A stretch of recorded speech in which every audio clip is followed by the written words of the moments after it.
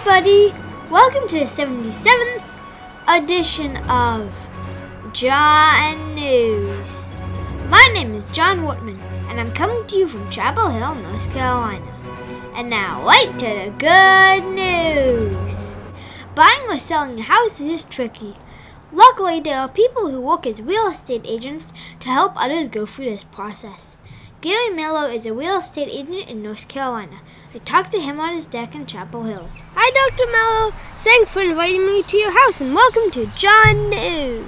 Thanks, John. It's great to be here. I've been watching you since the first episode, and it's an honor to be with you. That's great. You're a real estate agent. What does a real estate agent do? Real estate agents do a lot of different things, John. I think usually people think about real estate agents as the people who might take you to see a house if you want to buy it. And that is certainly part of what we do. But a big part of what we do is help that transaction go from the beginning all the way to the end. So lots of contract work, lots of talking to people, and lots of inspections. Why did you become a real estate agent? Well, John, I was an educator for 25 years and decided I just wanted to do something different. And my wife is a real estate agent, and so that made it really easy for me to see what that life was like, and I decided to do something different for the last of my career. Okay. Can someone just sell their house by themselves? Can't they just put a sign out that says, "For sale"? Indeed, someone could do that. Certainly, buying a house without a real estate agent or selling a house without a real estate agent can mean that you pay more or earn less. So usually that real estate agent is going to help you make better decisions and make more money. Why are houses so expensive? What affects the price of a house? Yeah, that's a complicated question, John. There are a lot of different things that impact the price of a house.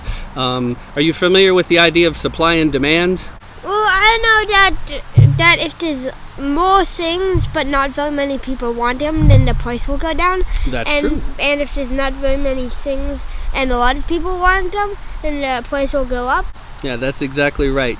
There's a term in real estate world that's is it a seller's market or is it a buyer's market? And that has to do with supply and demand. If there aren't many houses, it's a seller's market. If there are a lot of houses, it's considered a buyer's market.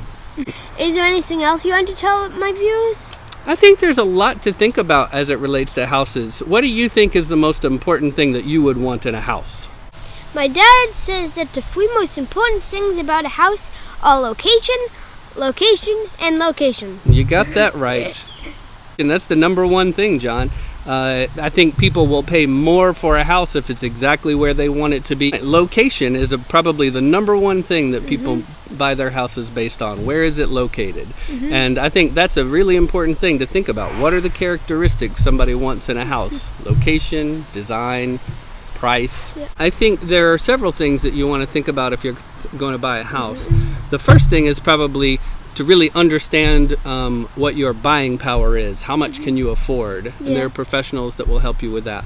The second thing is to know as much as possible about what you want to, what characteristics you want in a house. And then find someone to help you put those two things together to make the purchase. What mistakes do people make when buying a house?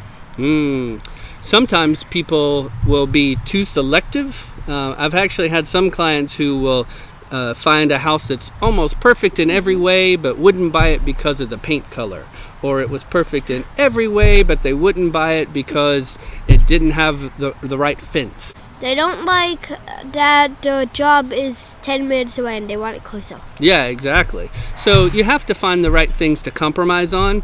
In my business, we talk about an 80-10-10 rule. 80% of things that you want in a house present, 10% things that you could change, and 10% that you can live with. Yeah, like if the fence or the walls were just a different color, then you'd probably be able to live with that. Exactly. Or change the color of the house. Exactly. It was super fun talking to you today. Thanks for being on John News. It is my pleasure. Bye. Bye now. And that's the good news. Until next time, this is John Whitman signing off from John News. Click the like button and subscribe to my channel. Do it now! If you do that, you'll get your next house 50% off. So long, everybody. Bye!